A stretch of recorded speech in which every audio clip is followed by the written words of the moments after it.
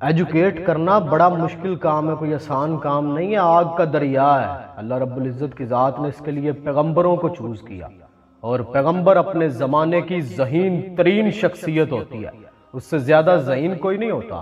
لیکن قوموں نے اپنے پیغمبروں کے ساتھ کیسا سلوک کیا، کیسے کیسے ظلم کیے ہیں، کیسے کیسے اختلاف کیے ہیں، رونگٹے کھڑے ہو جاتے ہیں۔ کس روز تہمتیں نہ تراشا کیے ادو، کس دن ہمارے سر پہ نعرے چلا کیے۔ وجہ لوگ بڑے ریجڈ ہوتے ہیں، اپنے نظریات کو لے کے مکمل، اپنے اذہان کو لے کے عقل کل، کوئی نئی بات نہیں سننا چاہتے۔ اور پیغمبر تو آئے تھے پورے کا پورا کلچر بدلنے کے لیے، پوری کی پوری آئیڈیالوجی چینج کرنے کے لیے۔ خیر یہ تو بہت بڑے لوگ تھے نا، اس سے چھوٹے لیول پہ آپ دیکھ لیں تولیمی کے ساتھ کیا کیا، گلیلیو اور کوپرنیکس کے ساتھ کیا ہوا، سقراط کے ساتھ کیا ہوا ہے، ابن الہیثم کے ساتھ کیا ہوا، ابن سینا کے ساتھ ہم نے کیا سلوک کیا ہے، اور الرازی جیسے بڑے برین کا ہم نے کیا حال کر دیا، اس کی لکھی کتابیں اس کے سر میں مار مار کے لہو لہان کر دیا۔ چلو یہ بھی پرانی بات ہے۔ اقبال کے ساتھ کیا ہوا تھا؟ گزشتہ صدی سب کانٹیننٹ مسلم دنیا اتنا بڑا برین، اکلوتا philosopher, he had done P H D in فلسفی، علوم کی ماں کہتے ہیں فلسفے کو۔ برائے نام تو بہت تھے لیکن اس کے کیلیبر کا کوئی ایک بھی نہیں تھا۔ مغرب دنیا کی طرف سے اٹھنے والا ہر وہ سوال جو اللہ اور اس کے رسول کی ذات مبارکہ پہ تھا، جو اسلام پہ تھا، اقبال نے منہ بند کر دیے 5-6 ڈیکڈز تک۔ اس جیسا فلسفی نہ تب تھا نہ اب ہے، اور مستقبل میں کوئی نظر نہیں آتا۔ آپ مجھے بتائیں نا اس جیسا برین تھا تو پچھلی صدی میں؟ اگر مجددیت کی بات کریں تو اقبال اکلوتا تھا لاجیکلی جو اس لیول پہ پورا اترتا تھا۔ مجدد وہ ہوتا ہے ماضی کا جو ادراک رکھتا ہو، ایکسیلنٹ اپروچ آن ہسٹری، حال میں اٹھنے والے ہر سوال کا جواب دے، much approach on the types of modern knowledges. یہ نہیں کہ سوال گندم جواب چنا، ہر سوال کے جواب میں لٹریچر ریویو گھسا دے۔ اس نے کہا پوچھو جو بھی پوچھنا ہے، اور مستقبل کے بارے میں اشارے چھوڑے۔ یہ ساری کوالٹیز تھی اقبال کے اندر۔ کیا کیا آپ نے اقبال کے ساتھ؟ کفر کے فتوے لگا دیے اس پہ، جس نے ریکنسٹرکشن آف ریلیجس تھاٹ لکھی، کفر کے فتوے لگا دیے اس کو۔ یہ ظلم نہیں کیا آپ نے اتنے بڑے برین کے اوپر؟ اور کفر کا فتویٰ کون لگاتا ہے؟ آپ کی گلی میں سے چھابڑی پہ جو بندہ سبزی بیچ رہا ہے وہ لگاتا ہے کفر کے فتوے؟ غور کریں نا، کفر کے فتوے کہاں سے آتے ہیں، فتویٰ کہاں سے آتا ہے؟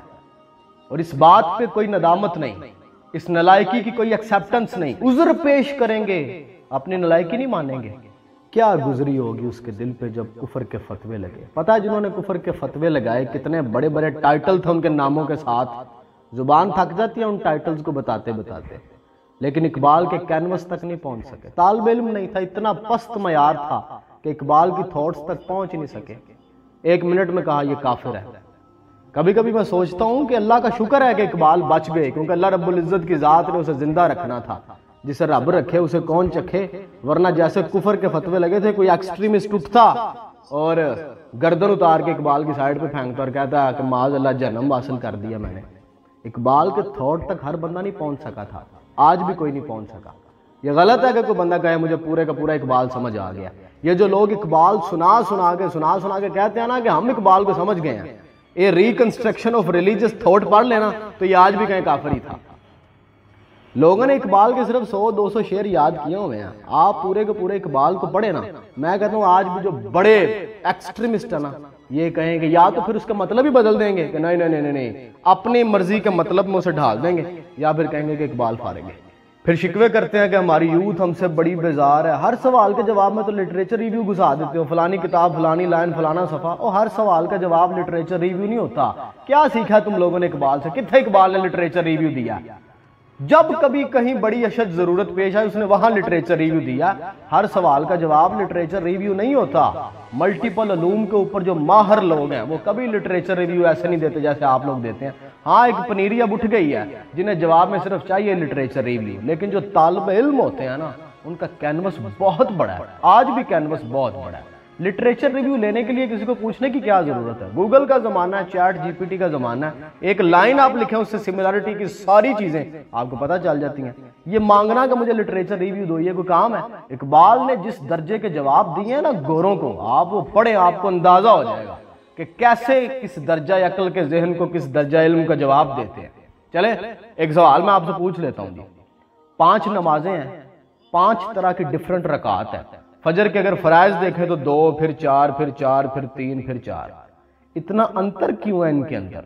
اگر ٹوٹل دیکھیں تو پہلے 4 پھر 12 پھر 8 پھر 7 پھر 17. نماز ساری ایک جتنی کیوں نہیں ہے؟ لٹریچر ریویو نہ دینا ان دوستے، مزیدار سا جواب دیں، میں آپ کے جواب ضرور پڑھوں گا، اور لوجیکل جواب ہونا چاہیے.